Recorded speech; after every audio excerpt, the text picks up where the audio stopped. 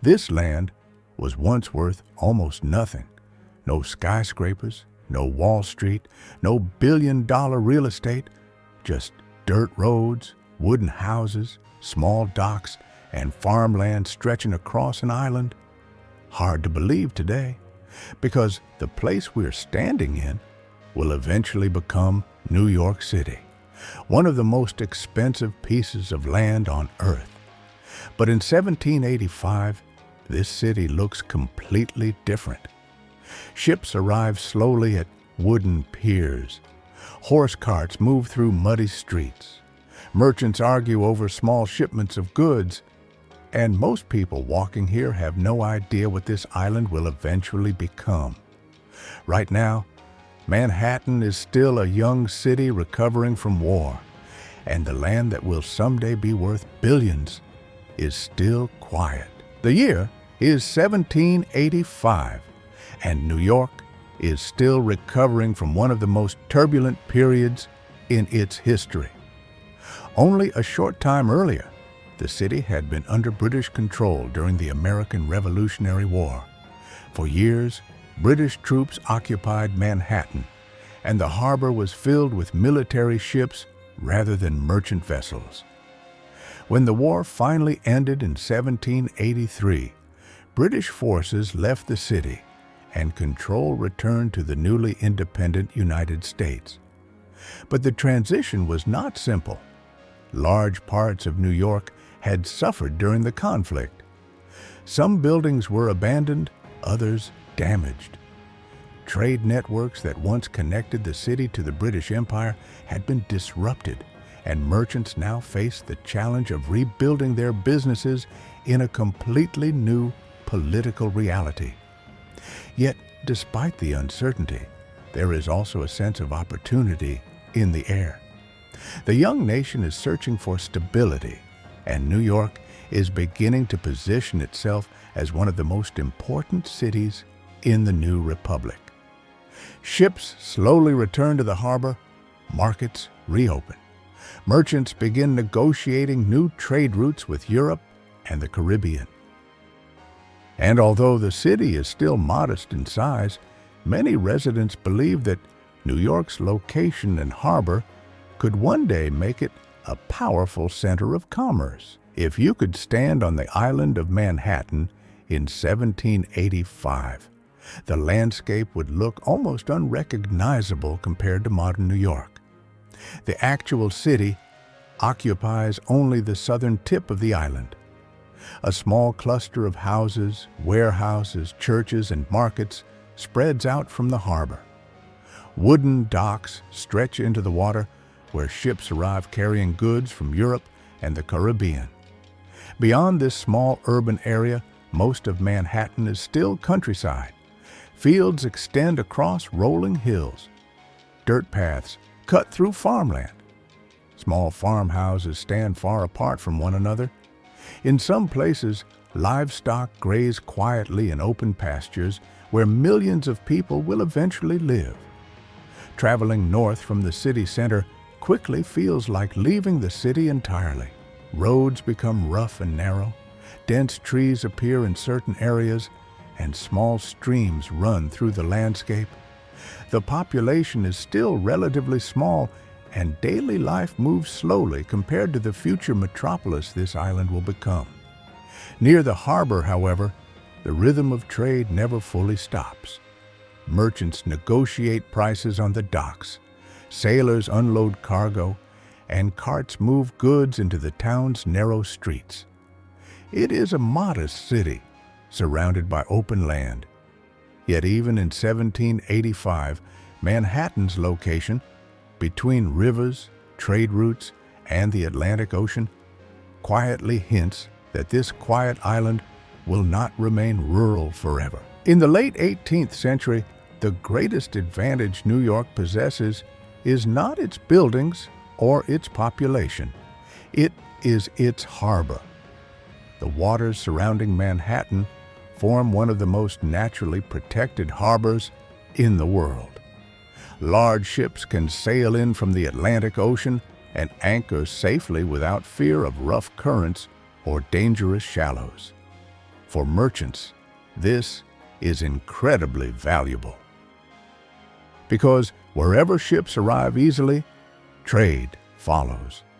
Every week, vessels enter the harbor carrying goods from across the Atlantic world. Ships from the Caribbean bring sugar, rum, and molasses.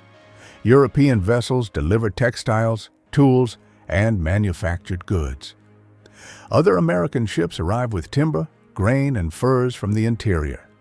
At the waterfront, wooden docks stretch out into the water. Workers unload cargo by hand, rolling barrels across planks and lifting crates from ship holds. The air is filled with noise, shouting dock workers, creaking ropes, and the sound of waves against the piers. Nearby, merchants gather in small offices and counting houses to negotiate prices and arrange shipments. At this moment, the businesses operating here still appear modest. But these docks represent something powerful. They are the early foundation of the trading networks that will one day turn New York into one of the most important commercial and financial centers on the planet. In the year 1785, much of Manhattan does not look like valuable real estate at all. In fact, large portions of the island are considered inconvenient, remote, or simply unimportant. The small city of New York occupies only the southern tip of Manhattan, clustered around the harbor where trade and shipping take place. Beyond that crowded port area, the island quickly becomes quiet and rural. North of the town, the landscape is dominated by farmland, rocky hills, forests, and scattered country estates. Dirt paths wind through fields where farmers grow crops or raise livestock. Small wooden houses stand far apart from each other, surrounded by open land. For many residents of the city, traveling farther north feels unnecessary. The real activity, markets, docks, warehouses, and shops, is concentrated near the waterfront. Because of this, land farther up the island is often cheap and easy to acquire. Some plots sell for modest sums that seem insignificant even at the time. Few buyers believe these distant areas will ever become part of a large city. To them, it is simply countryside. Yet quietly, something important is happening. A few landowners begin purchasing and holding property across the island, not because they expect immediate profits, but because land, even unused land, has always been a long-term investment. None of them can fully imagine what Manhattan will eventually become. But over the next century, as the city expands northward and population grows rapidly, the land that once seemed worthless will slowly transform into some of the most valuable real estate on the planet. As the years following the American Revolution pass, trade in New York slowly begins to return to life. Ships once again arrive in the harbor carrying goods from distant ports. Merchants reopen their businesses, eager to rebuild the commercial networks that had been disrupted during years of war. Along the waterfront, docks grow busier each season. Cargo is unloaded from ships arriving from the Caribbean, Europe, and other American ports. Barrels of sugar, rum, molasses, coffee, and spices are rolled onto wooden piers. Crates of textiles and tools are carried into nearby warehouses. Merchants gather along the busy streets near the harbor, negotiating prices and discussing future shipments. Small trading firms begin forming partnerships, sharing risks and profits from international trade. Shipping companies expand their fleets. Insurance brokers appear to protect valuable cargo moving across the Atlantic.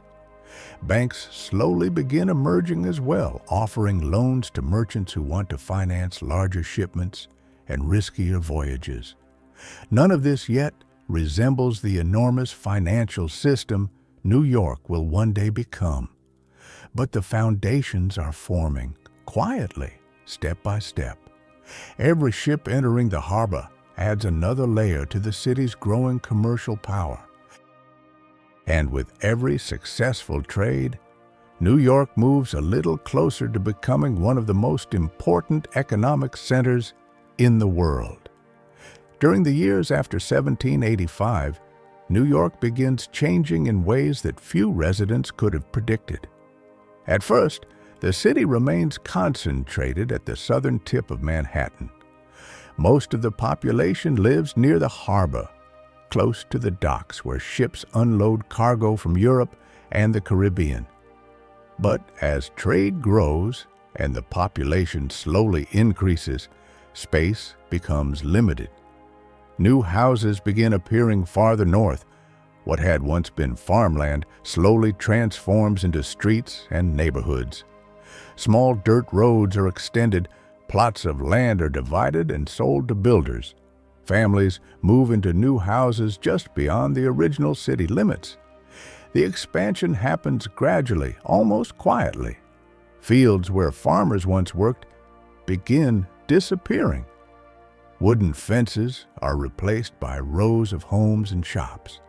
More immigrants arrive each year, searching for work and opportunity in the growing port city. Then, in 1811, city planners introduce a bold and ambitious idea.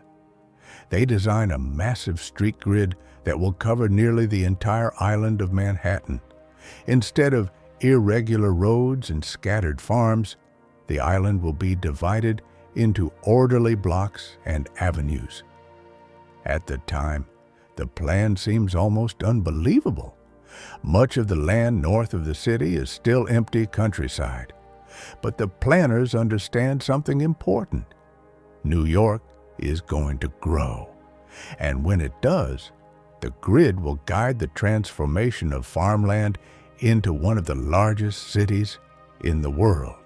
As the 19th century progresses, New York begins transforming at a speed few earlier generations could have imagined.